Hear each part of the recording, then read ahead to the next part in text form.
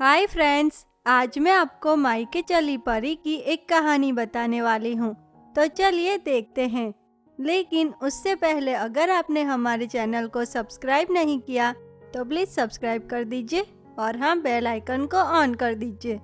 बहुत सालों पहले पृथ्वी पे शोभा नाम की एक परी अपनी दो बेटियों के साथ रहती थी। शोभा परी की दोनों बेटियां दिखने में बहुत ही सुंदर और सुशील थी। बड़ी बेटी श्रेया और छोटी स्मृति। श्रेया परी और स्मृति परी अब बड़ी हो चुकी थी, इसीलिए शोभा परी उन दोनों का रिश्ता उसी गांव के राजकुमारों के साथ तय कर देती है।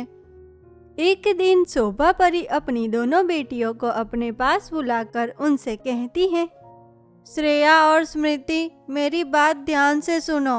अब तुम दोनों बड़ी हो चुकी हो, इसीलिए मैंने तुम दोनों का रिश्ता इसी गांव के दोनों राजकुमारों के साथ तय कर दिया है और कुछ ही समय में तुम दोनों की शादी है।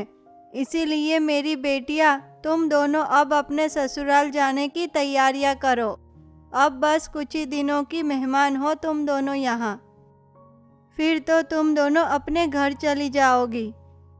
शोभा परी की यह बात सुनकर श्रेया परी तो खुश होती है, लेकिन वही स्मृति परी माँ की यह बात सुनकर बहुत ही हैरान और परेशान हो जाती हैं। माँ सुनिए ना, मुझे आपसे कुछ कहना है। माँ, मैं ये शादी नहीं कर सकती हूँ क्योंकि मैं सुनील नाम के एक लड़के से बहुत ही प्रेम करती हूँ और उसी से शादी करना चाहती हूँ। इसीलिए माँ, मुझे माफ़ कर दीजिए, लेकिन मैं ये रिश्ता नहीं कर सकती। क्या तुम ये शादी नहीं करोगी? मेरी बात कान खोल के सुन लो स्मृति।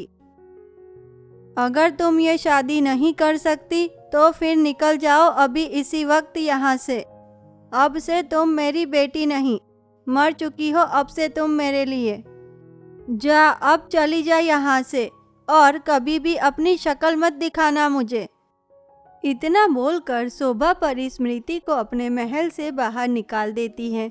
वहीं स्मृति तो यहाँ देखकर बहुत ही दुखी हो जाती हैं और वहाँ रोते हुए तुरंत ही सुनील के पास पहुँचती हैं और फिर सुनील स्मृति से शादी कर लेता है और दोनों साथ मिलकर खुशी से अपनी नई जिंदगी की शुरुआत करते हैं।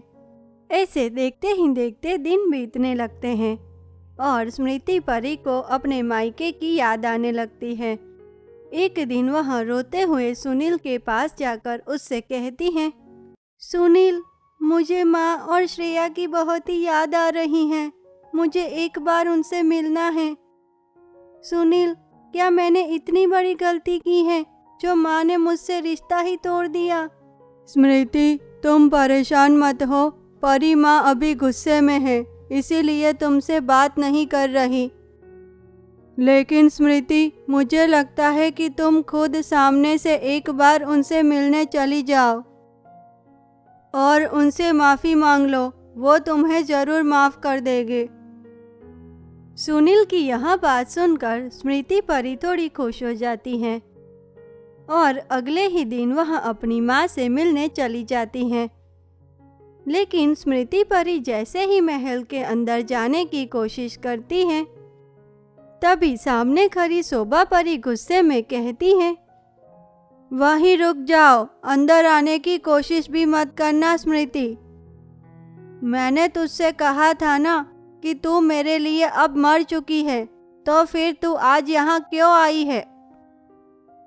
जिस दिन तूने मुझे तेरे आशिक के बारे में बताया था, उसी दिन तेरा इस घर से और मुझसे रिश्ता खत्म हो गया। जा, अब चली जा यहाँ से, वरना सिपाहियों से कहकर धक्के देकर निकलवाऊंगी तुझे। माँ, एक बार मेरी बात सुन लीजिए ना। माँ, सुनील एक बहुत ही अच्छा लड़का है। वो मेरा बहुत ही ख्याल रखता है और आपकी भी बहुत ही इज्जत करता है।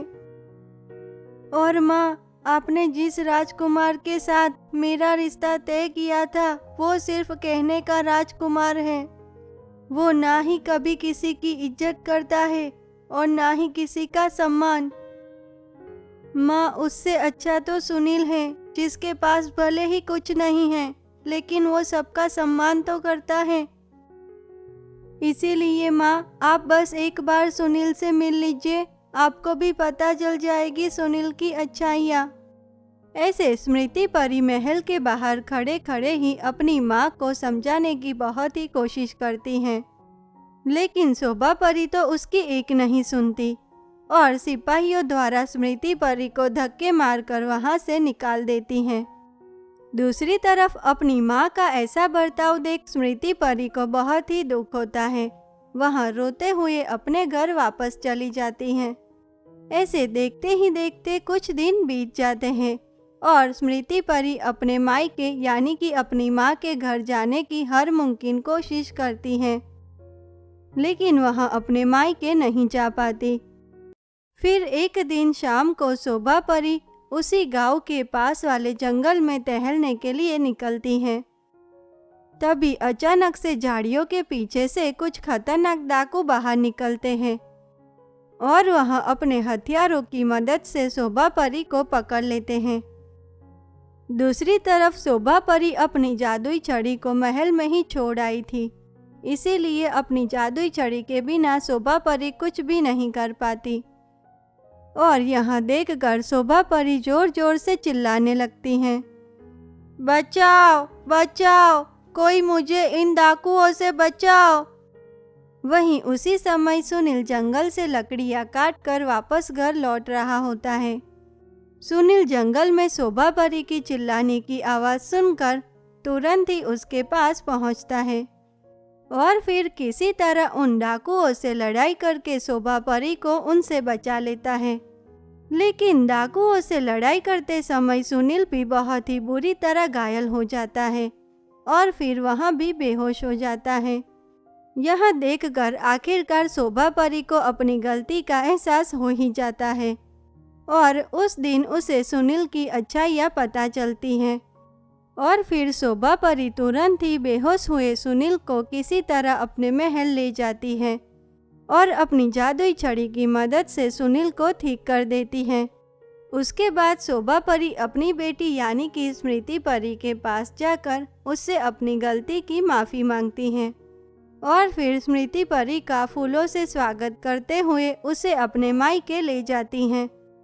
तो दोस्तों, अगर आपको मायके चली परी की हमारी ये कहानी पसंद आई हो तो हमें कमेंट करके ज़रूर बताना।